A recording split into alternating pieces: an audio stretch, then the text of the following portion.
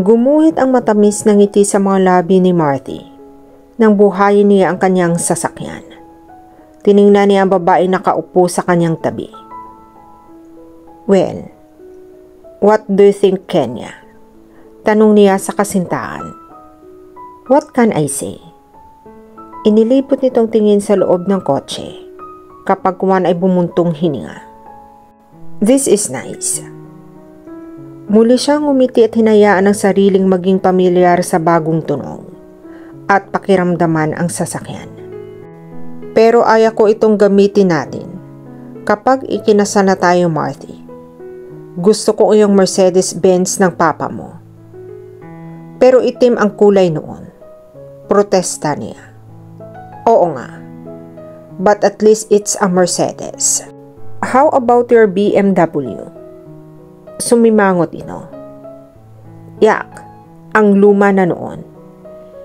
90s model pa iyon." Napailing na lamang siya. "Do you really want a grand wedding, Kenya?" "Yes, Marty. Surely, our family and friends are expecting that. Besides, you can afford it naman, di ba? Bakit tayo magtitipid? All your siblings had grand weddings." "But, Kenya," umismid ito sa kanya. "Kenya, I was thinking that we could get married in a small, old church somewhere, near the beach. We could have a very simple and intimate wedding. Saka na tayo maghanda para sa guest pagbalik natin. At, no." Putol nito sa sinasabi niya. "Ayoko, Marty." Napatingin siya rito. "Baka kasi maalangan ang mga kasama ko sa trabaho kapag nalaman nilang masyadong ingrande ang magiging kasal ko. I'm afraid they won't come." "So what?"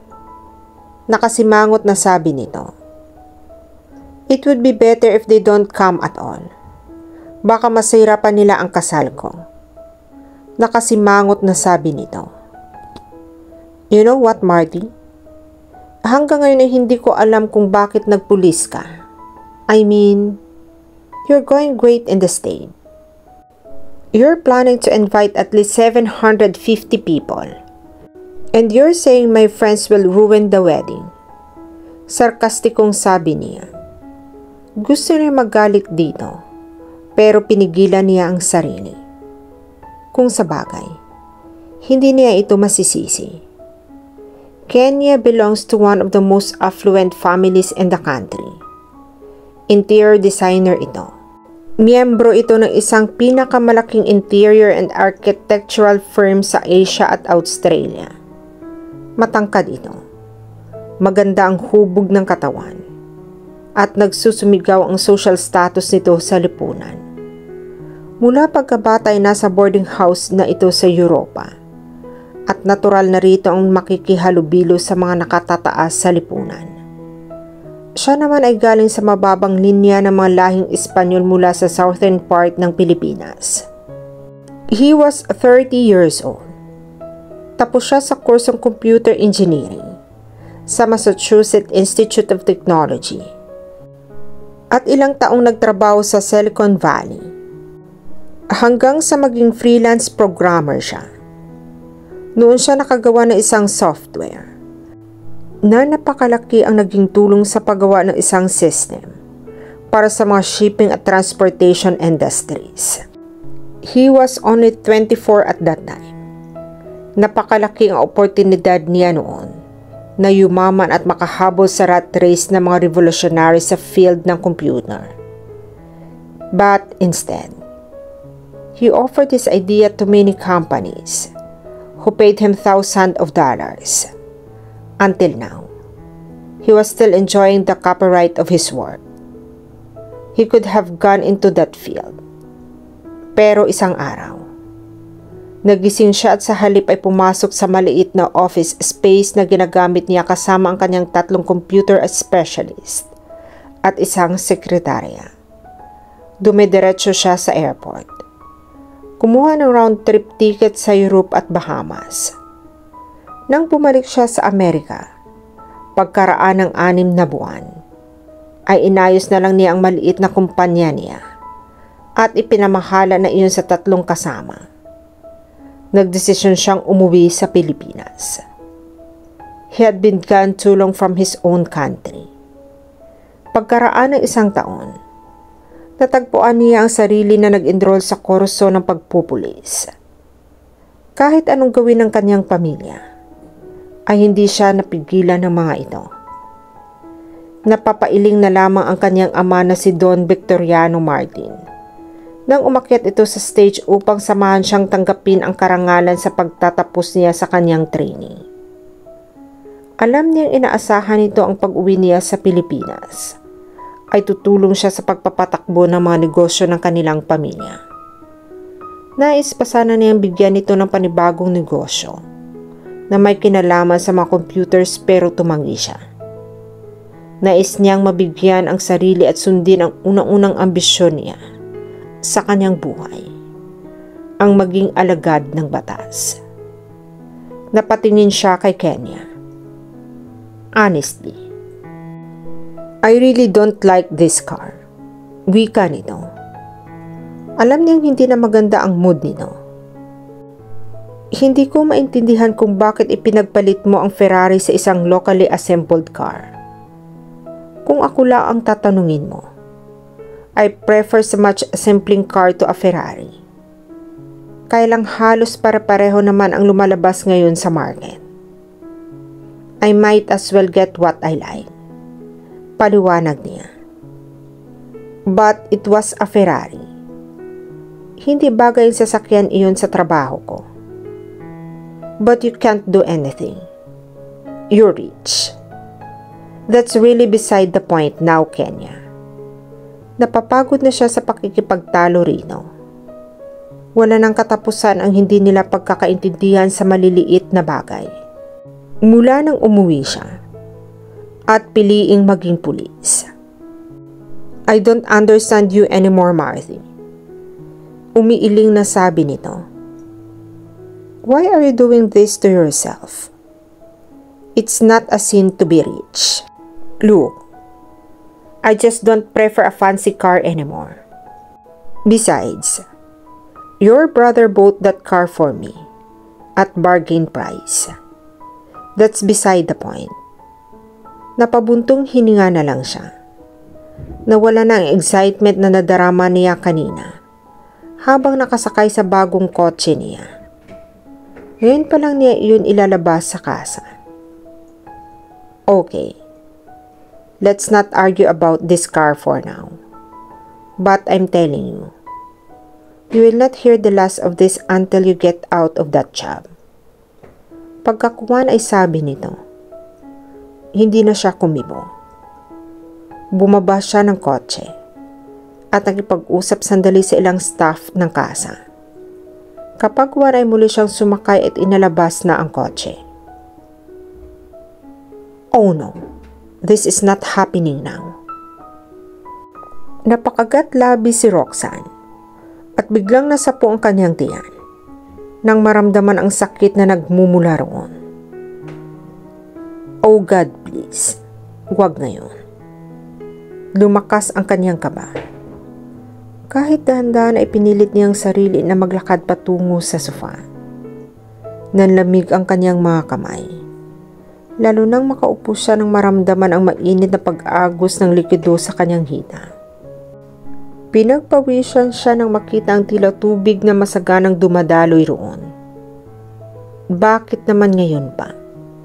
Napakagat siya ng mariin sa labi nang muling sumigid ang sakit ng kanyang tiyan. Alam niyang manganganak na siya. Hindi na iyon false alarm. Ang pangamba niya ay mag-iisa lang siya sa apartment. Off ang katulong niya nung araw na iyon. Wala rin ang Kuya Rafael niya at ang pamilya nito na nakatira sa bahay na malapit lang sa mga apartment units na pag-aari ng kanilang pamilya. Pati ang katulong ng mga ito ay wala rin. Hindi niya alam kung ano ang gagawin niya ng mga sandaling iyon. Sa gitna ng mabilis sa pagpintig ng kanyang puso, naramdaman niya ang panibugho. Dapat ay naroon siya sa tabi ni Samuel at inalalayan siya nito sa kanyang panganganak. Ngunit matagal nang nawala ito sa buhay niya. At wala na siyang maaasahan pa. Silang mag-ina. Hindi siya dapat mataranta. Kailangan lamang niyang kunin ang kanyang bag na kahanda na sa tabi ng pinto at kakatok siya sa kapitbahay. Ilang pinto rin ng apartment units iyon. Siguro naman ay may mahihingan siya ng tulong. Nang bahagyang mawala ang sakit ng kanyang tiyan, ay tumayo siya at lumabas ng bahay. Nadismaya siya nang makitang sarado ang pinto ng mga nakahilerang apartments. Araw ng linggo kaya marahil walang mga tao roon. Ngunit kailangan niyang kumilos. Nagdesisyon siya at mabilis na kinuha ang susi ng kanyang kotse. Kapag kuwan ay binitbit ang kanyang bag. Makakaya naman niya marahil niyang pumunta sa hospital. Kailangan niyang kayanin. Malapit lang naman iyon. Ilang kanto lang ang naghihiwalay mula sa bahay niya patungo roon. Dediretso na siya sa emergency room. Tatawagan na lang niya ang kanyang doktor habang papunta siya sa hospital. Wala na siyang problema dahil ibinili na siya nito sa reception area. At hindi na kailangang problemahin pa ang pakikipag-usap mula sa mga ito. Sa wakas, ay nagawa rin niyang sumakay sa kanyang kotse. Napangiwi siya ng bahagyang maipit ang kanyang malaking tiyan. Sa pagitan ng driver's seat at manibela, naalala niyang hiniram iyon ng kanyang pamangkin na mga nagdaang gabi. Marahil ay inadjust nito ang upuan. Inayos niya ang upuan nang humilap na naman ang kanyang tiyan. Alam niyang nagsisimula na naman mag-labor siya. Pero wala na siyang panahon para kunin ang intervals ng paghilab niyon. Ilang ulit siyang huminga hanggang sa lumipas ang sakit. Nanunuyo na ang kanyang lalamunan. Pero hindi siya nawala ng loob. Kailangan niyang umabot sa hospital. Hindi niya kakayanin ang mga anak ng mag-isa. Binuhay niya ang makina ng kanyang kotse at dire-diretsong lumabas ng compound. Mabuti na lang at nakabukas ang gate. Kagat-kagat niyang labi habang nagmamaneho upang kahit paano ay maibsan ang sakit ng kanyang nararamdaman. Lumabas siya sa kanto ng Instruction Street at kumanan sa kalye ng dapitan. Tuloy-tuloy ang kanyang pagmamaneho. Namamanhid na ang kanyang pakiramdam. Napahiyaw siya sa pagdaan ng kotse sa reles ng tren. Nasa kanto siya ng dapitan at Forbes. Paliko sa Lacson Street nang humilab na naman ang kanyang tiyan. Halos hindi na niya makayanan ang sakit. Inapakan niya ang brake at isinubsob ang mukha sa manabela.